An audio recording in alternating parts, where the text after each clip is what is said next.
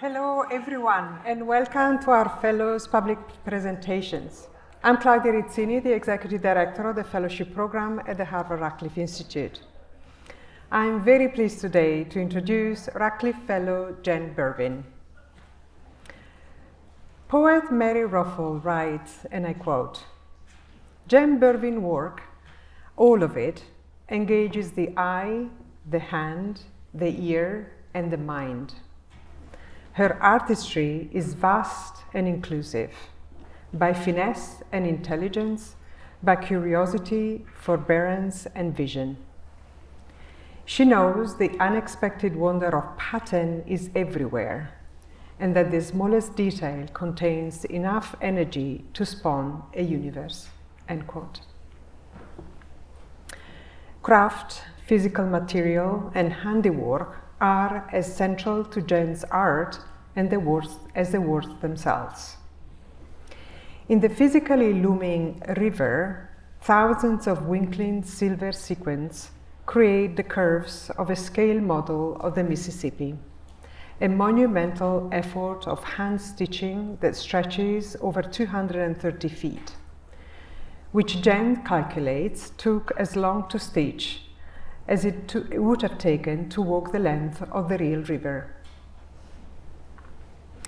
A demonstration in the Silk Lab at Tufts University showing how liquefied silk could be used as a biosensor inside the human body inspired Jen's silk poems. In it, Jen imagines a fragile meditation on language from a silkworm's perspective. The poem's text, spiraling and winding like the worm's own filament, can only be seen under a microscope. Over the last 20 years, Jen has returned time and again to the work of poet Emily Dickinson. From wall-size quilts or the marks on Dickinson's original manuscripts to Jen's most widely distributed book, The Gorgeous Nothing, which reproduced Dickinson's envelope poems. While at Radcliffe, Jen has been working on another Dickinson's related project, exploring the history and fabrication of the cotton rag paper Dickinson would have used. Today, Jen will share an overview of some of the works in her survey exhibition, Shift, Rotate, Reflect, originally on view at the University Galleries of Illinois State University. Her talk will be followed by a conversation with one of the curators of that exhibition, Kendra Paitz, and Jennifer Roberts, Director of Undergraduate Studies and Drew Gilpin Faust Professor of the Humanities in the Department of History and Art and Architecture at Harvard University. And now I'm delighted to welcome Jen Bervin to the podium.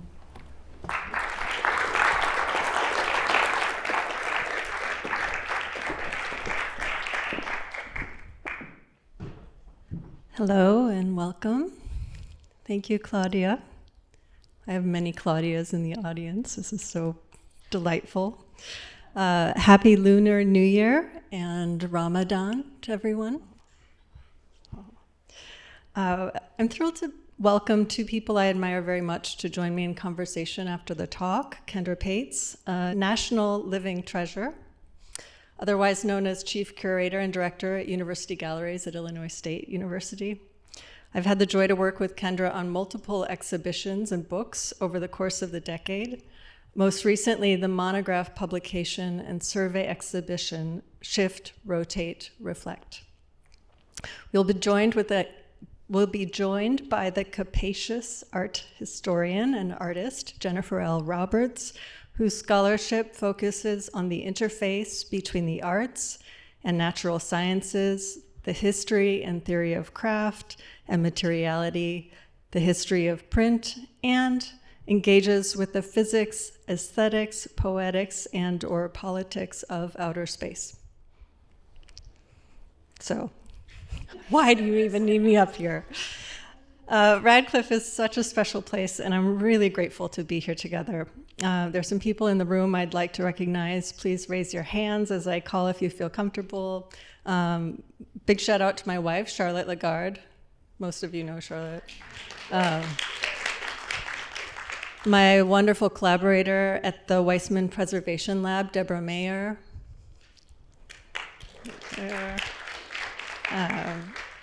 The curators at Houghton Library.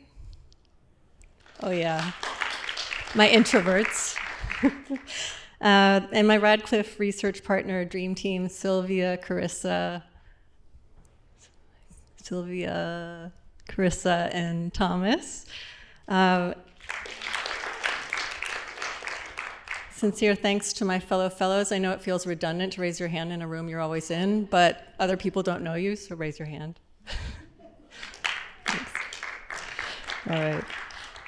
And last and most of all, thanks to the brilliant Radcliffe team who expertly supports us and our work here in myriad, deeply thoughtful ways. We appreciate you every day and see you every day, so thank you.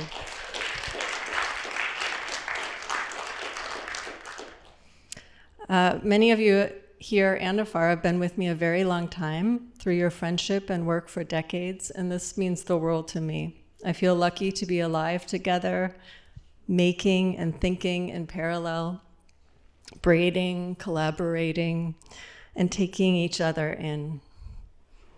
I see a couple more shout outs in the audience, but I'll get to you. So, all right. So I also would like to bring generations of women back into this room with me. I feel like you should have been here all along. And then when I look around and I see your faces, I think now is actually the perfect time. And I wanted to move to a poem called by Dickinson, "Forever is composed of nows.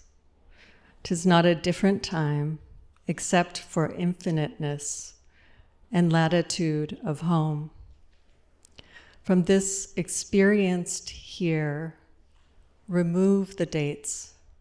To these let months dissolve in further months, and years exhale in years, without debate or pause or celebrated days. No different, our years would be from Anno Dominis, as infinite." So the poem glides from definition to imperative to measures of time in that sort of breezy Dickinson way. Its language is abstract, philosophical, calibrated. But let me draw your attention to these marks. You see them throughout Dickinson's manuscripts, and they're commonly referred to as the variants. You could say the marks act a little like hypertext. They point to a mark in space, in language that corresponds to another. So there are three clusters in this poem, further and other, which are arguably pretty close in meaning. An edit, maybe an echo. Debate and certificate also are variant to each other. Again, a little further, but close. But look at the last two variants. No different our years would be to as infinite. So no different and as infinite are standing in relation to one another or sort of moving in and out of that same space in the line. So if you're reading the poem, you would kind of rotate the two. I used to think about it as flipping, but now I think about it as rotating. I don't think of one as disappearing or entering. I think of them as, I've always thought of them as both present, but now I think of it as a kind of a circle, so that rather imagining one taking the place of the other, I imagine them doing that. So sounds great. It gets really wonderfully heady pretty soon. Okay. So how do you know what goes with what when you see the variants? You read backwards into the poem. And there's always often, an end of poem line on a Dickinson manuscript. And the variants fall above that line. So in terms of the space, the previous one kind of came like a coda or a postscript, and others sometimes fall within the space of the poem, but they float around and they're marked by those crosses. So you can find them when you're looking, and you often miss them when you're looking. So this is the sort of thing that drives me crazy. Like, I love things that are there in plain sight, that are like right in front of you, and you can look at 5 times before you see them. Like, that is the sort of thing, that's my sort of thing. All right. Gonna go full on grandma and lick my fingers. So, did you ever, this is a quote from one of Dickinson's manuscripts also. Did you ever read one of her poems backward because the plunge from the front overturned you? I sometimes, often have, many times have, a something overtakes the mind. And you heard that little stutter, the variant stutter. They're not marked with crosses in that draft, but they're there. But she's breaking the lines of that short prose fragment in ways that are delicious. All right. So I'm going to let that sit for a minute and show you what brought me here to Radcliffe. I'm working on a project with Deborah Mayer, as I mentioned, that has to do with the embossed images on Dickinson's manuscripts. Is this going in and out a little bit? No? Okay. Okay. So they look a little like this, and they're in, so if you go back to that image, they're in the upper left-hand corner of the image. You can just see them if you're looking. And if they're isolated to protect the manuscripts in the setup that Deborah came up with for Houghton, you can see that in raking light, they start to show up. And when Deborah gets hold of them, they really show up. She has a really beautiful setup and experimented with a lot of different lighting situations. There's transmissive light, the sort of translucent one. And then you can see in the upper left-hand corner the scale of that magnified mark on the manuscript. So that sort of tiled image shows it. And then in the corner, in the other corner, the right-hand corner of the manuscript, floating out to the side, is the embossment that we made for inscription. So we made a physical embossment to sort of see how close we could get to these images. And this is what the printing plate for that looked like. So the word embossment actually comes from the word gaufre. In French, it means waffle. And I love the example because it's very concrete. Everybody knows what a waffle iron looks like, or at least what a waffle looks like. So it's being printed from both sides, subjected to a lot of pressure to create an image that's very sculptural.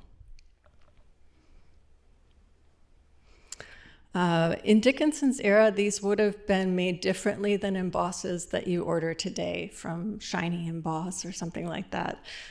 Both sides of the plate would have been carved, and I really love the backs because they look like nothing like the front. They're like little forensics of the image.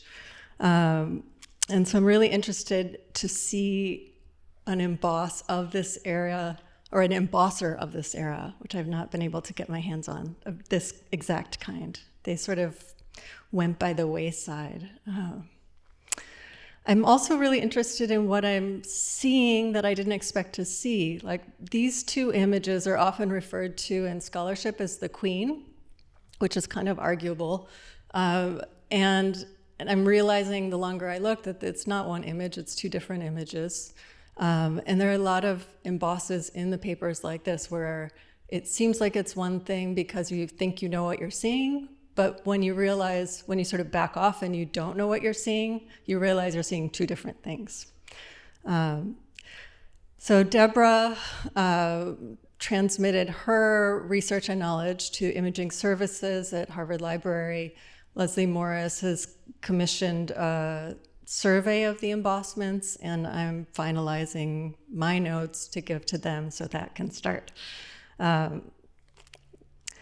And this, I should just say, this project started at American Antiquarian Society, where I was really just what I call splashing. That's what I call it when I'm in the archive and I don't know what I'm doing yet. I'm just pulling things up, getting a feel for things. I looked at some of the ream wrappers for the papers Dickinson would have used. It's not this exact one, but close. And it's just good to get a physical handle for things. For example, that little green blob in the corner of the fold there. I found it again at Harvard on this manuscript, which was, I think, written on a ream wrapper or a wrapper of some kind, but it's that same weird green glue. And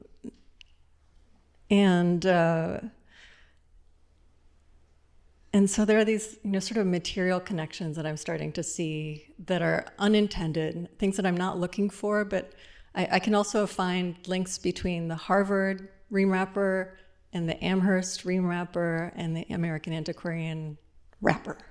So I'm just sort of, bobbing between places trying to figure this out right now. I wanted to read the end of this fragment. It says, "What respite from the thrilling toil did beauty ever take?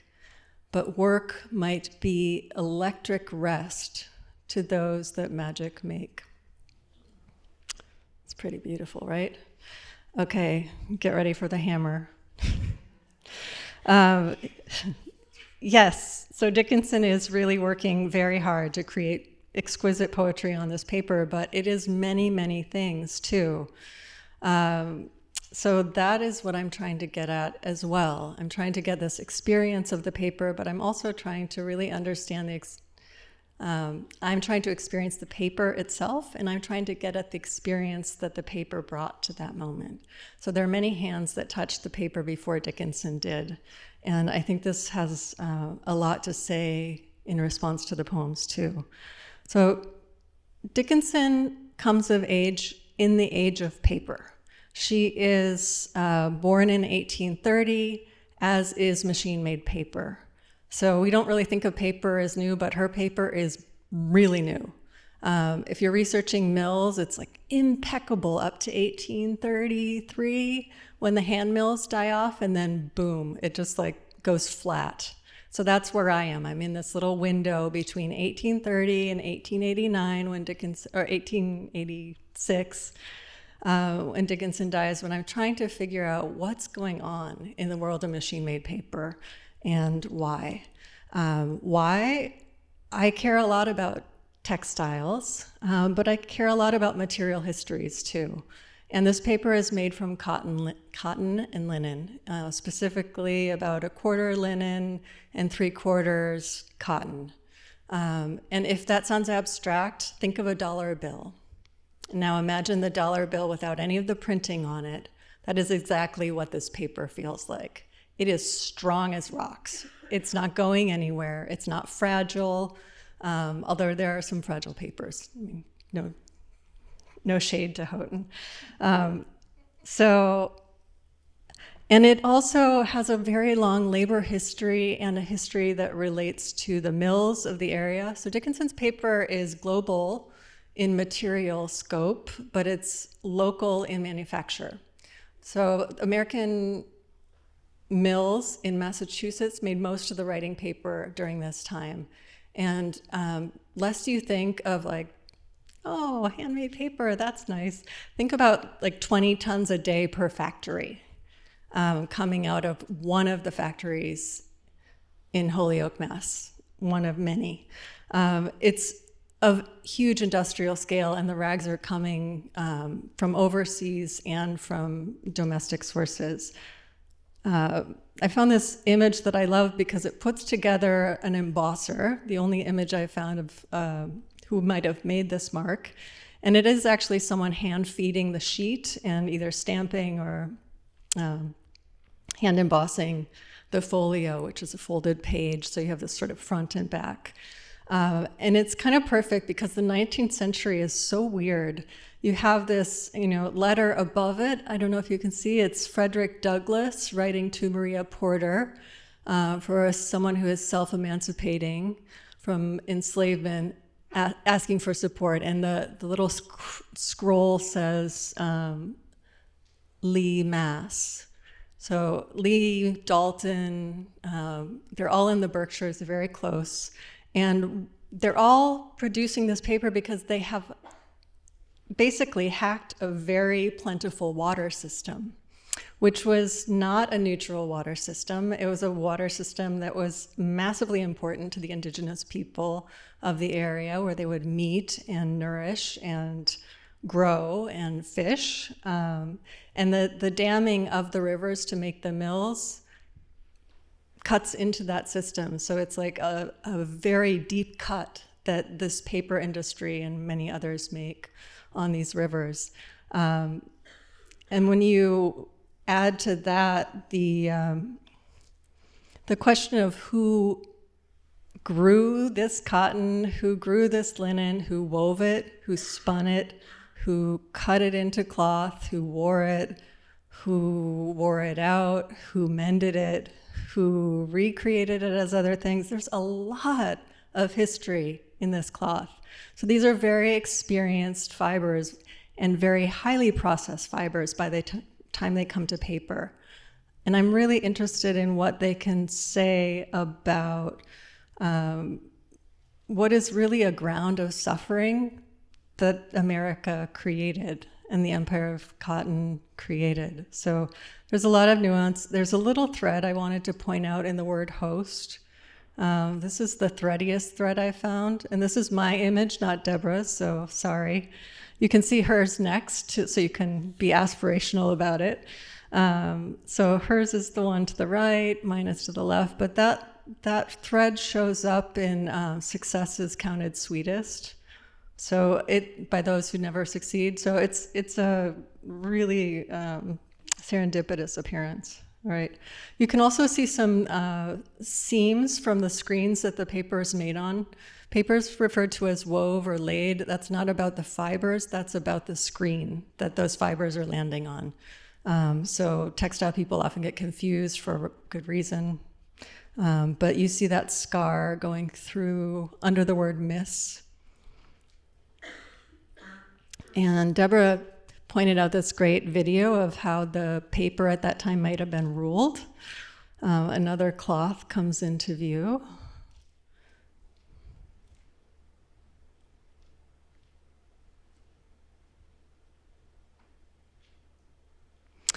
You can also see on that manuscript image to the side there that the rules start a little bit before the fold on the back of the folio. So, and you can see some warbles in that start sometimes on some of the pages. Those ink drops are probably from the writing. All right, and I should say those inked marks are ones that I've been sewing and dealing with, and the variant marks are ones that I've been sewing and spending time with since 2004. But I have to say, because of Kendra's show, and because of the book that came out of Kendra's show, the conversation that I had with Claudia Rankin just really shifted things. So the show shifted things because you're looking at 20 some years of work.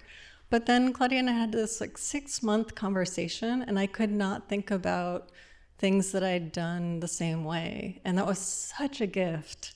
And it made me actually want to go back into this series that I thought was finished when I realized it just wasn't even, I thought it was over and it wasn't anywhere near started. So I had maybe 5 or 6 works in that series called the Dickinson composites. And now, so in the first show, I'm just fudging, this is the first show we had together, but in the first survey show, there were 4 quilts that were previous quilts. We did this show twice. We'll talk about that after. And so it happened in 2020, deep pandemic, and it happened again in 2025. And in 2025, we swapped out whole series of works with new works. And I'll explain a little bit about what happened. Three things happened. I had an amazing studio set up where I could actually make these things that wasn't leaking or temporary or a residency, thanks to Charlotte, who has grounded me in ways that I'm deeply grateful for. I also have an amazing studio assistant who's so deeply talented, a great artist, and a brilliant fabricator who's really outstretched what I can do in sewing. Becca Flores-Viti is here. She loves attention, so she's going to raise her hand.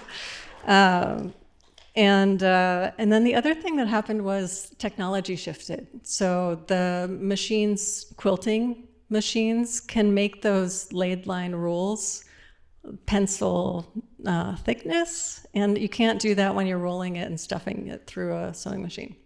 So all of these things made a big difference in thinking about these works again.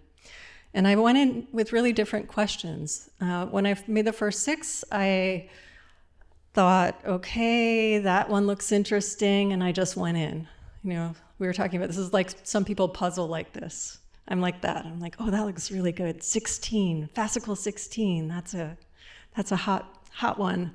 And this time I went back and I looked at all 40 methodically. I made composite views of all of those variant markings in each quilt and composited them. So you're looking at basically 16 to 22 poems in the same space, recto, recto, verso, verso.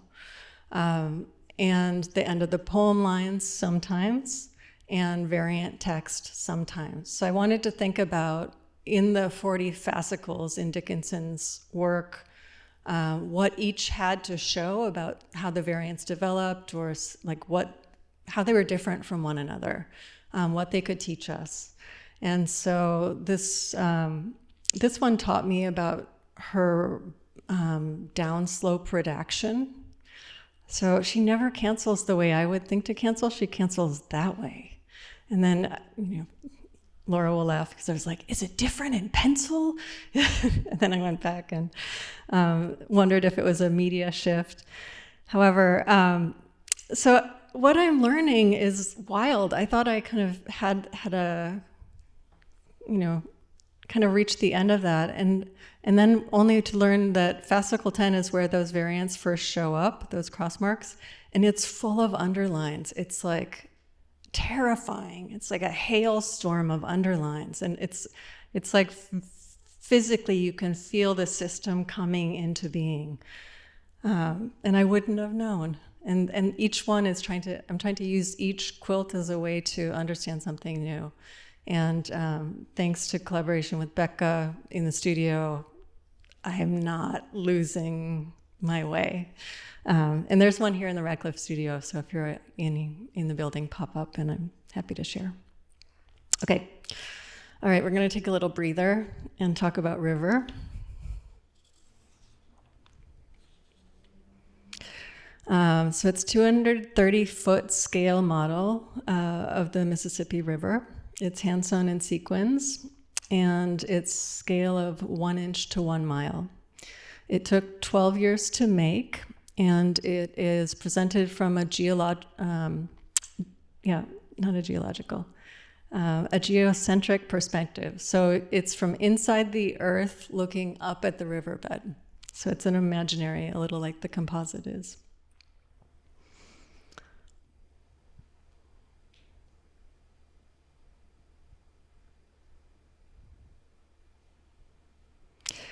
The delta south of New Orleans in the Gulf of Mexico is mirrored, and wherever the piece is exhibited, the people and the space around them will be reflected. I should also say that the river is something I think of as a spine. So it is like the body of a book, but the body is this country. And then there are other more personal layers, which we can talk about later.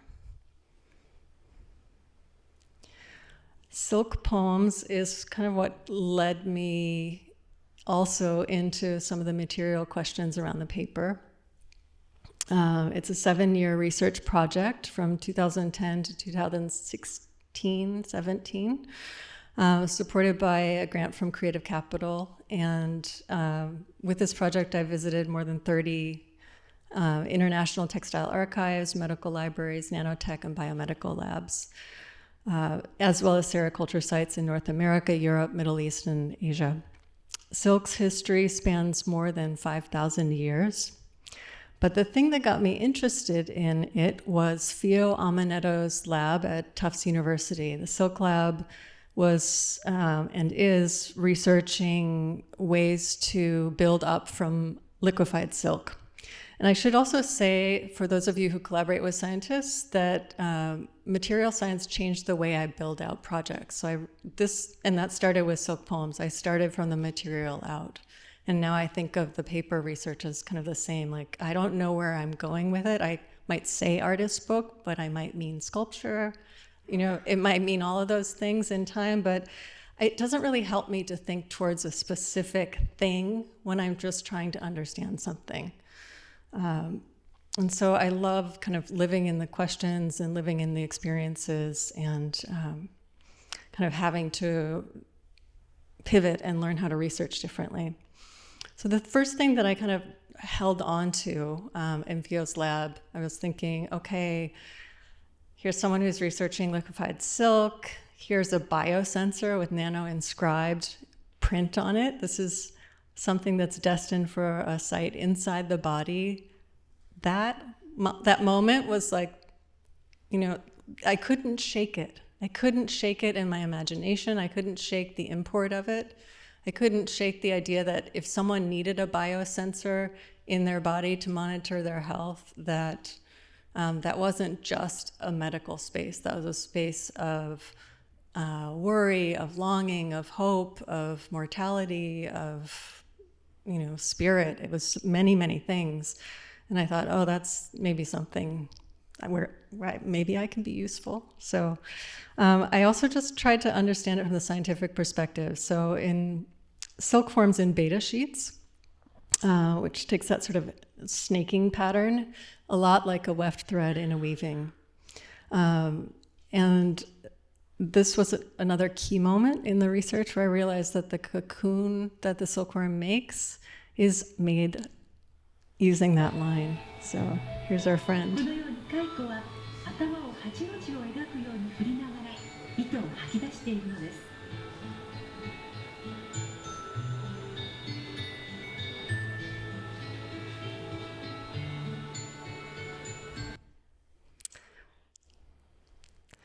So the poem that I wrote in the form of the biosensor, there are tiny, tiny letters on that that you can read through the microscope, is based on that filament line of the silkworm.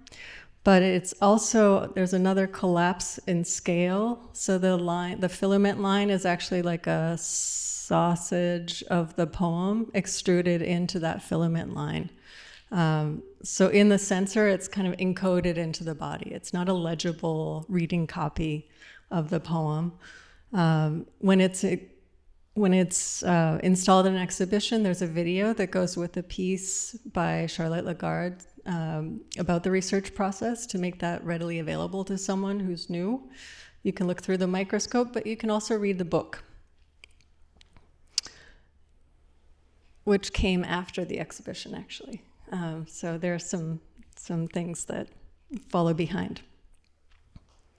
And one thing I'm really proud of is that there's that tiny mark that looks like a page number off to the right.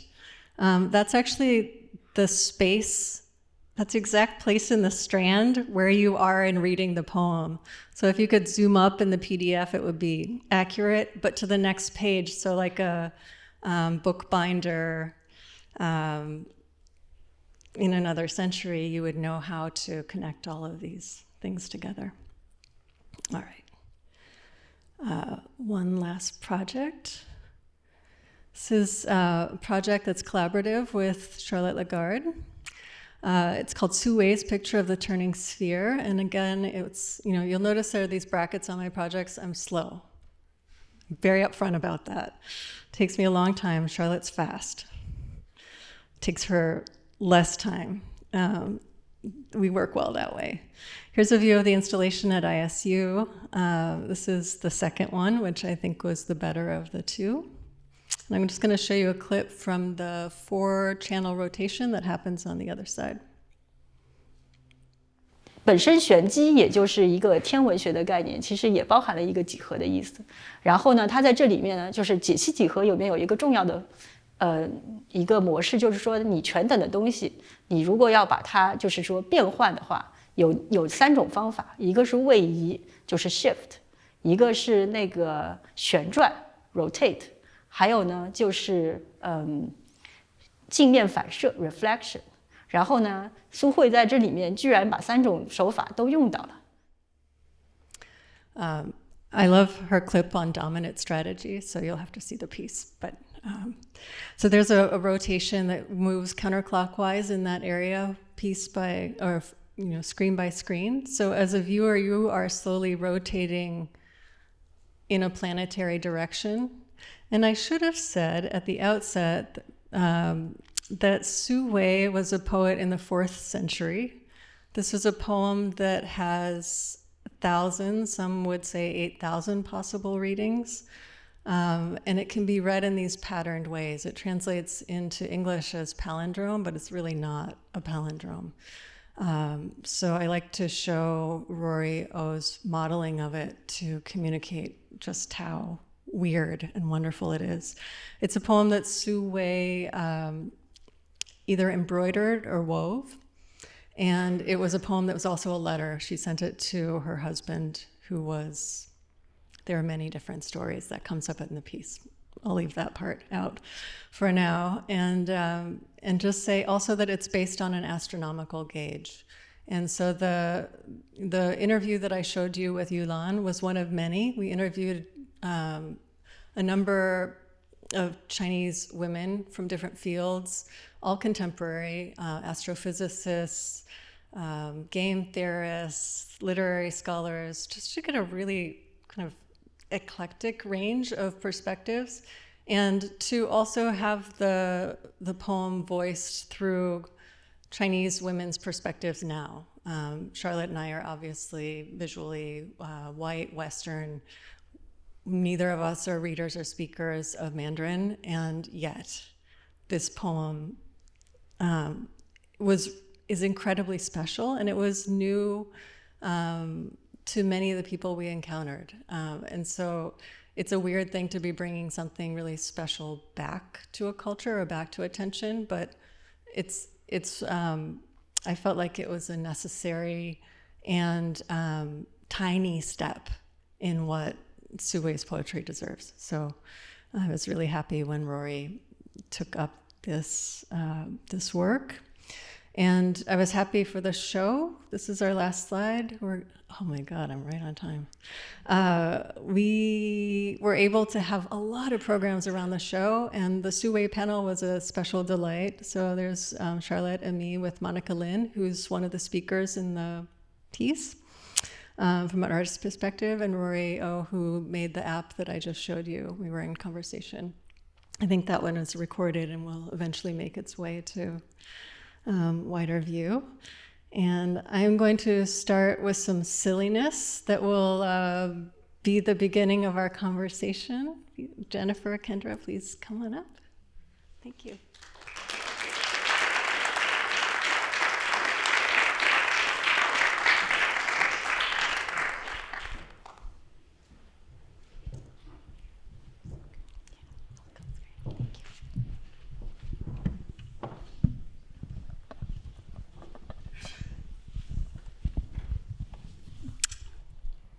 Okay.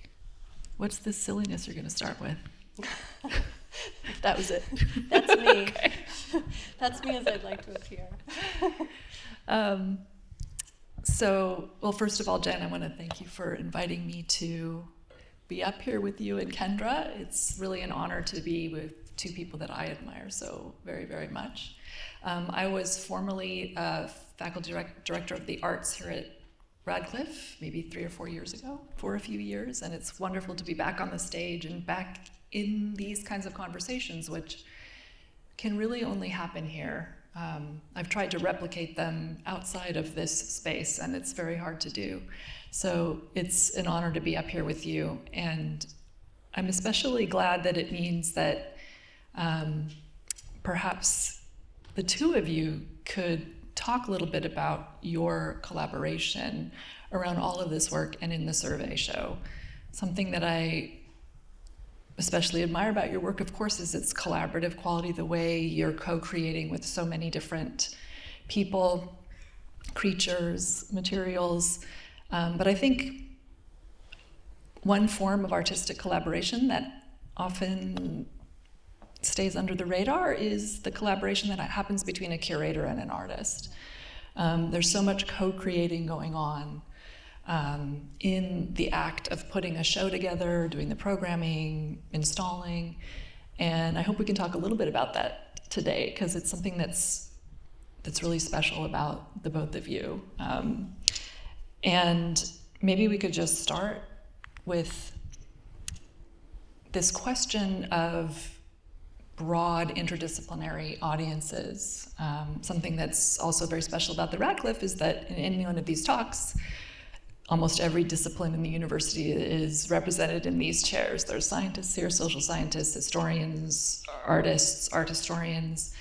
And I wonder if you could talk a little bit about how your work and the curation of your work, how you bring what you're doing outside of the art world and cultivate an audience that can learn from and be inspired by your work. Often maybe that's mirroring back to scientists that have already inspired you. But this can be really challenging, and I just wondered if you could talk a little bit about that. Yeah, thank you, Jennifer. Thank you for having us here. It's really exciting to be able to talk about this collaboration. As Jen mentioned, we have been working together for a decade. Group shows, books, and a double survey show. And part of being at a university, we're at a state university in the middle of the Midwest. Part of what we're thinking about is how to reach a wide variety of audiences. So we're working across different academic units, but we're also in a space that's located off campus. We're uptown, we're right at the train station and the bus depot. And we're open 7 days a week. We're free and open to the public, and we do a ton of community programming, a lot of work with K through 12 students. And so when I'm thinking about artists to bring in, I'm of course thinking about who we want to engage with and the ideas, but it's also about how we can build programming. A lot of people have their first in-person experience of contemporary art at our institution, and we're thinking a lot how to really welcome people in to a space, to ideas, trying to do really challenging work, but share it in an accessible way. So whether that's like the educational programs we're creating, the materials that accompany an exhibition, ways for an artist to directly engage with the students and the public. We were founded in the 1850s as a teaching university, and part of the core mission is individualized attention for students. And so across Jen's exhibition, which we ran for a full semester, classes were developed around it, programming that we created. So many students actually not only worked with our team individually, but with Jen and with Charlotte. They both came multiple times. They talked directly with students. They met directly with members of the community throughout.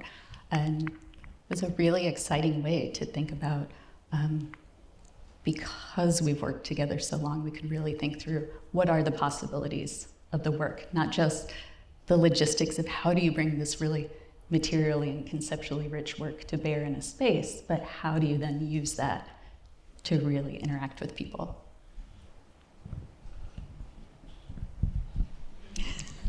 Do you have anything to add? Any thoughts? I mean, I'm curious, one of the reasons that I really not so secretly want to be an artist is that I feel that artists, of all of the intellectuals in society today, artists are the ones who are actually free to roam around the disciplines and they're free to make a quilt one day and visit a biomaterials lab the next, and there's nothing confusing about that. But I think the rest of the world is not always, they don't always recognize that about what contemporary art can be. Like, have you found that your work has been able to reach back out into the scientific communities that you've worked with? That's the dream. Yeah. Yeah.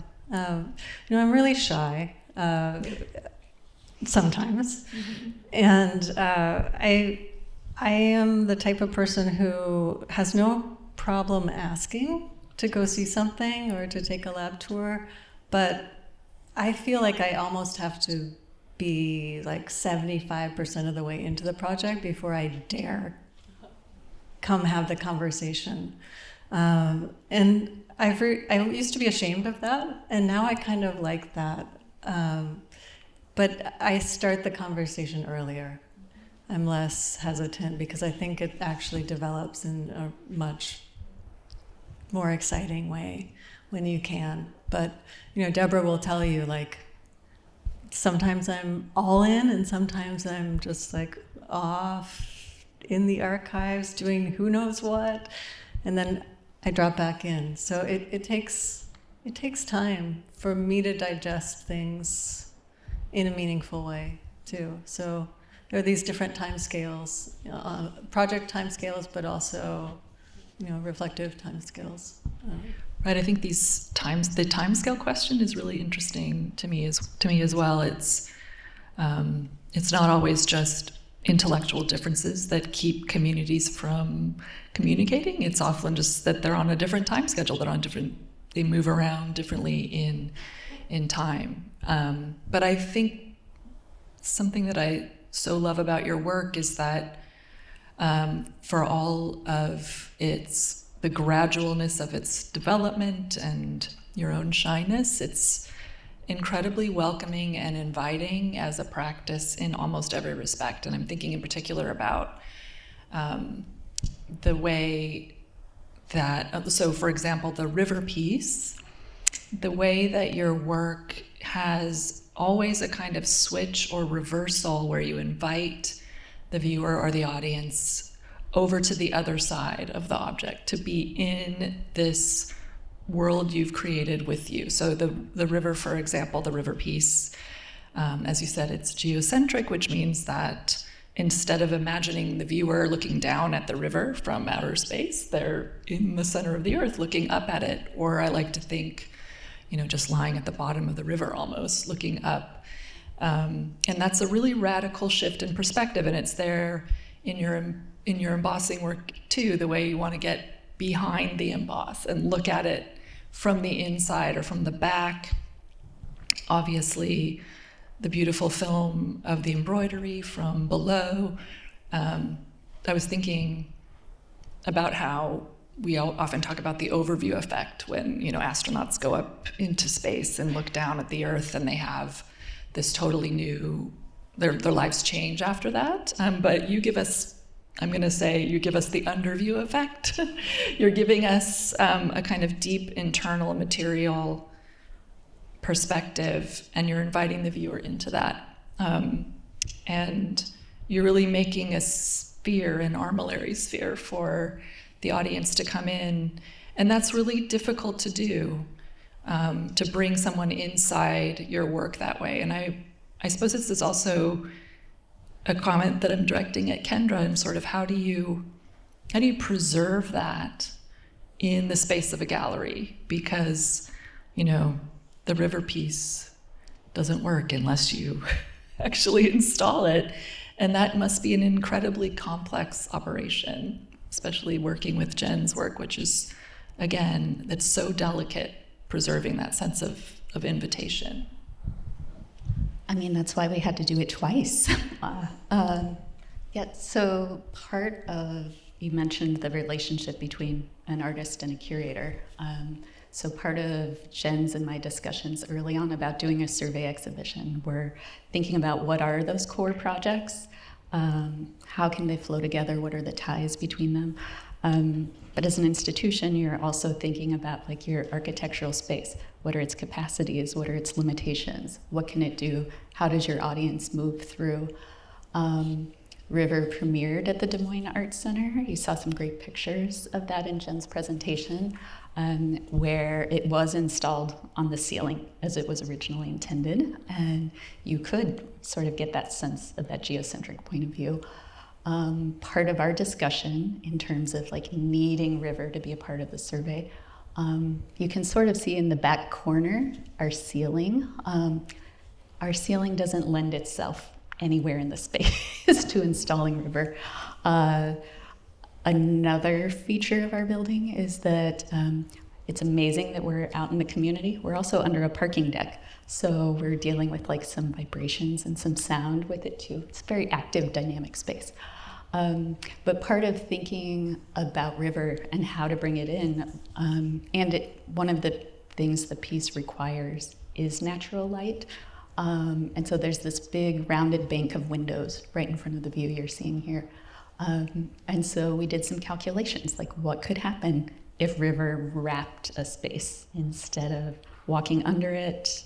What happened if you're kind of wrapped up by it? And so that was part of our early discussion, and then we've been able to install it twice that way. Some members of our team have installed it twice. They've become experts. It went a little quicker this time, but that's also part of one of the many reasons for engaging the survey and reimagining how it can come together was because of the material complexities of the work. They reproduce really well. You've seen that here, but when you can actually walk along River, see yourself shifting, you're caught in the reflections or what you're wearing shifts the sequins or you block the light. There's a lot about that in-person experience that really is necessary to activate the work. I'm so grateful for the sheer, I never imagined my work would be so lived in as it was in the galleries. When Kendra says she programs, I mean, can you quantify what you did? I do know the number or something. Across the course of the semester, we had, 40 curator-led tours, not only by me, also by our curator of education. 30 workshops, some poetry-based, some art-making based.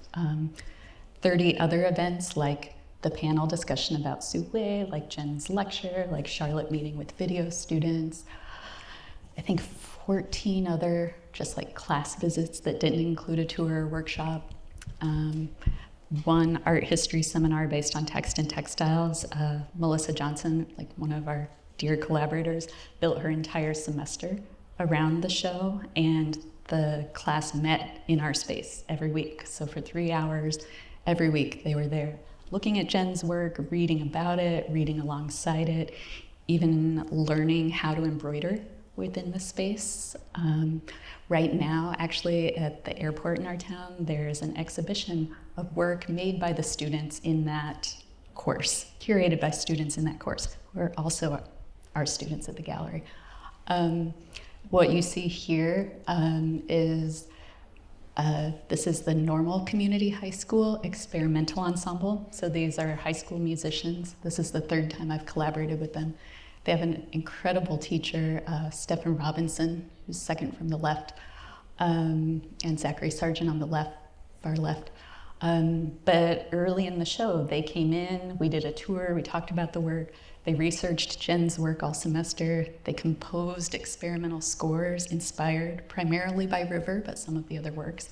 And then as the closing of the exhibition a few days before it, they came in and did a public performance surrounded by the work. And it was great. I mean, their parents came, community members, faculty members, all turning out on a Saturday morning to hear experimental music surrounded by River. There are a lot of examples. I'll talk about this all day, so I'll stop now. I also just want to say that you are 3 full-time people And the rest of the team is student, employee, educators, artists. So we got a lot of time to get to know everyone, and that was hugely meaningful for us, and I hope for them. But to have that team installing, handling the work, having their own experience of it, like you put everything you can into a work, and then you hand it over, and then it's for other people. And I feel so held in the exhibition that you made, because you took that so seriously, and so many people had their own experiences with those pieces that are theirs. It's really, I'm really grateful. They do feel like they're theirs. So these are some of our students and team, and we do also have one amazing part-time person with us.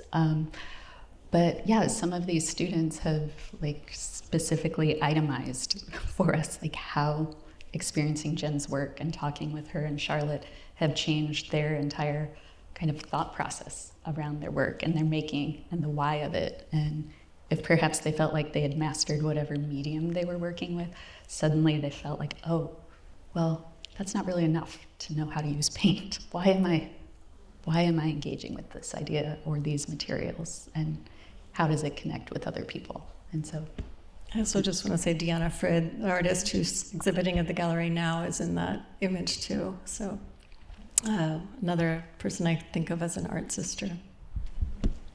I feel sometimes I think you might say that all of the programming that comes out, that flows out of the work in your show, Kendra, is maybe a latter-day version of Dickinson's variants. I mean, these are all variants on the work that are opened up by its installation and the care with which you've looked at it. And I feel like it's really also picking up on the concerns in your work about fluidity and memory.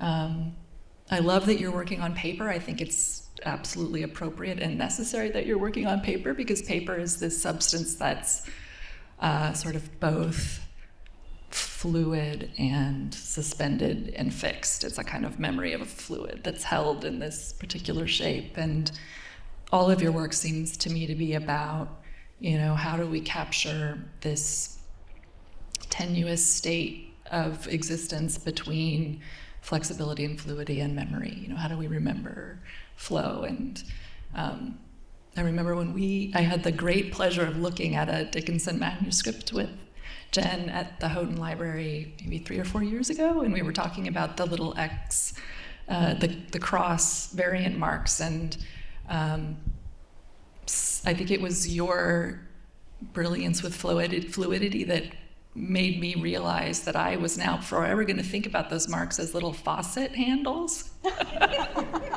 that you could turn on the poem and have more words flow through it in this way that typography itself could never quite accomplish. But I think of your work as being this, in this similar way, something that you're opening a valve and allowing new kinds of memories to form, and carrying through the memory so many important material and historical questions from the past as well.